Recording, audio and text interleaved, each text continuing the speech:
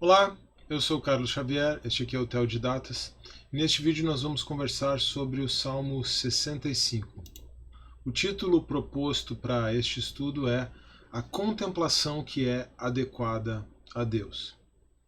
Nós não temos nas Escrituras indicação do contexto histórico do Salmo 65, mas isso de maneira nenhuma diminui a riqueza e a profundidade e o grande proveito espiritual que nós temos ao estudarmos, ao considerarmos este salmo e ao, especialmente, fazermos o movimento que é proposto por este salmo, ao imitarmos o salmista na sua contemplação, na sua meditação, no seu louvor a Deus. E eu proponho que nós façamos isso. Vamos começar aqui com um esboço ampliado do salmo, depois nós vamos fazer a leitura.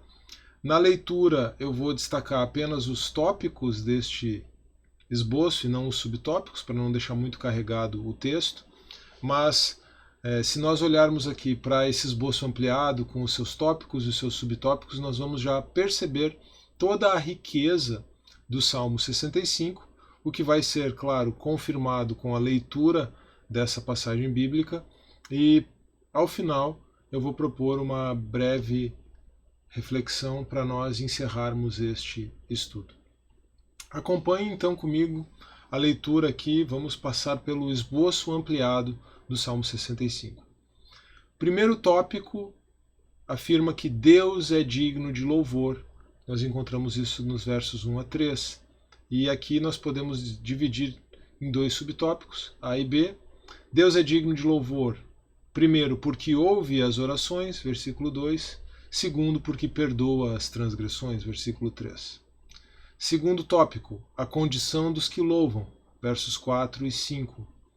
Aqueles que louvam A, são felizes na presença de Deus, primeira parte do verso 4. B, são abençoados com grandiosos feitos, parte final do verso 4 e o verso 5. Terceiro ponto, Deus é louvado por suas obras, versos 6 a 13. Primeiro, pela obra da criação, verso 6. Segundo, pela obra da providência, versos 7 a 13. E esse subtópico da obra da providência se desdobra em ainda mais três subitens, três subtópicos. Os homens temem e louvam, verso 8. A provisão vem de Deus, versos 9 a 13, primeira parte. E por fim, a abundância da criação louva a Deus, parte final do verso 13, e o salmista se une à criação em louvor ao Criador. Vamos fazer a leitura do Salmo 65, então. Para o mestre de música, salmo davídico, um cântico. 1. Deus é digno de louvor. O louvor te aguarda em Sião, ó Deus. Os votos que te fizemos serão cumpridos. Ó tu que ouves a oração, a ti virão todos os homens. Quando os nossos pecados pesavam sobre nós, tu mesmo fizeste propiciação por nossas transgressões. 2. A condição dos que louvam. Como são felizes aqueles que escolhes e trazes a ti para que vivam nos teus átrios. Transbordamos de bênçãos da tua casa, do teu santo templo. Tu nos respondes com temíveis feitos de justiça, ó Deus, nosso Salvador, esperança de todos os confins da terra e dos mais distantes mares. 3. Deus é louvado por suas obras. Tu que firmaste os montes pela tua força, pelo teu grande poder. Tu que acalmas o bramido dos mares, o bramido de suas ondas e o tumulto das nações. Tremem os habitantes das terras distantes diante das tuas maravilhas. Do nascente ao poente, despertas canções de alegria. Cuidas da terra e a regas, fartamente a enriqueces. Os riachos de Deus transbordam, para que nunca falte o trigo, pois assim ordenaste. Encharcas os seus sulcos e aplainas os seus torrões. Tu a amoleces com chuvas e abençoas as suas colheitas. Coroas o ano com a tua bondade, e por onde passas emana fartura. Fartura vertem as pastagens do deserto, e as colinas se vestem de alegria. Os campos se revestem de rebanhos, e os vales se cobrem de trigo. Eles exultam e cantam de alegria. John Goldingay, primeiro uma meditação pessoal no Salmo 65 e agora eu introduzo a tradução de Goldingay ao verso 1. O John Goldingay traduz o verso 1 assim: A ti o silêncio é louvor, Deus em Sião. A ti uma promessa é cumprida. No seu comentário, este mesmo autor, Goldingay, enfatiza o início do Salmo, que contém um interessante movimento. O povo vai a Deus em sua rebeldia, e não com uma oferta ou sacrifício, e ainda assim o próprio Deus faz expiação. Segundo Goldingay, isso deixa o salmista perplexo. A reflexão que segue, que toma a maior parte do salmo, seria uma forma de perceber essa misericórdia de Deus na vastidão da natureza. Além disso, a própria vastidão da natureza funciona como um indicativo de que essa misericórdia está disponível para todos. A vastidão da natureza funciona como um indicativo de que a misericórdia de Deus está disponível para todos. A misericórdia de Deus está disponível para todos os povos, para os gentios também, e não somente para o povo de Israel, para quem está longe e para quem está perto, para você e para mim. Quando eu fiz a minha leitura e meditação inicial sobre este salmo, uma certa imagem começou a se formar na minha mente. A leitura do comentário de Goldingay reforçou essa imagem, acrescentando ainda a perspectiva do silêncio e do silêncio como forma de louvor, estabelecendo uma conexão que eu já explorei com o Salmo 62.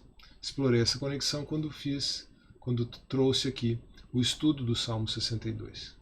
Mas a imagem mental que o Salmo 65 me evocou foi a seguinte: consciente da expiação do seu pecado por Deus, e isso apesar da sua própria obstinação e da obstinação do seu povo, o salmista para por um instante, atônito, cheio de temor e em contemplação. Contemplação seria uma boa palavra para resumir este salmo. Contemplação, então, é uma boa palavra para resumir este salmo. Por isso, inclusive, eu mudei o título que eu propus para este estudo aqui. Originalmente, eu havia pensado, tinha até escrito lá no meu caderno, o louvor que é adequado a Deus. Mas quando eu estava escrevendo essas linhas aqui, exatamente essas linhas no meu caderno devocional, eu parei, apaguei o título e escrevi a contemplação que é adequada a Deus.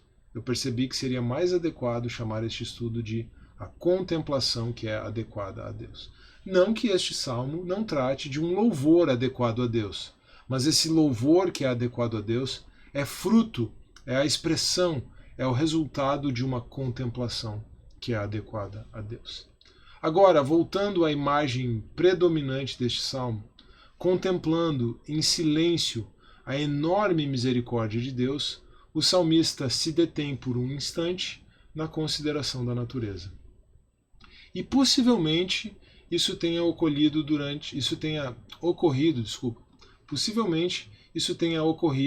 durante a época da colheita, em que a natureza explode em louvor a Deus e provê alimento em fartura para o ser humano. A consideração da providência e da provisão como expressões da misericórdia de Deus, somando-se ao já experimentado perdão dos pecados, faz o salmista encher-se ainda mais de temor e gratidão, juntando-se à própria criação em louvor ao Criador. Como Agostinho certa vez escreveu, tuas obras te louvam para que te amemos, e nós te amamos para que as tuas obras te louvem.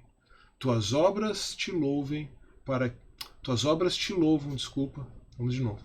Tuas obras te louvam para que te amemos, e nós te amamos para que as tuas obras te louvem. Reflexão de Agostinho.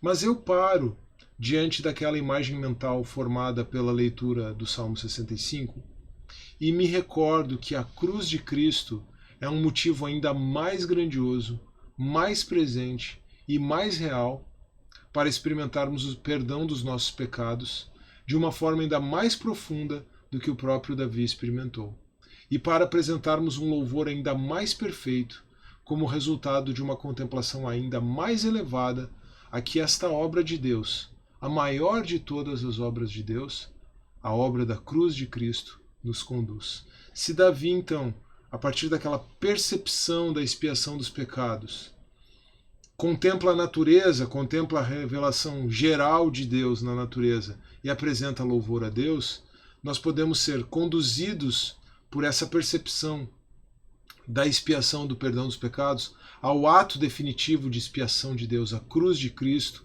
a revelação especial de Deus em Cristo, e assim apresentar um louvor, resultado dessa contemplação ainda mais profundo, ainda mais significativo, ainda mais elevado a Deus. E podemos fazer isso a partir do silêncio, aproveitando a reflexão induzida pelo Salmo 62, e agora então, nessa perspectiva que o Salmo 65 acrescenta ao silêncio e à contemplação, lembrando aqui da proposta de tradução para o verso 1 feita pelo John Goldingay.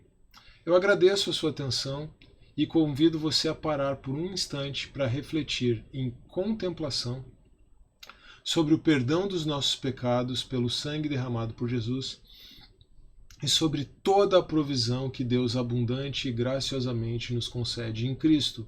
E assim, juntamente com as obras da criação, juntamente com Davi, juntamente com todos os seguidores de Jesus, apresentarmos a Deus como resultado dessa contemplação um perfeito louvor, sacrifícios de louvor, porque feitos em Cristo, baseados na redenção que o nosso Senhor propiciou para nós. Eu espero que você tenha gostado desse estudo, espero que ele tenha sido tanto instrutivo quanto edificante. Se foi esse o caso, não se esqueça, por favor, de deixar o seu like nesse vídeo, de se inscrever no canal caso você ainda não seja inscrito, de compartilhar esse vídeo e de deixar o seu comentário. Um grande abraço, que Deus abençoe e até a próxima.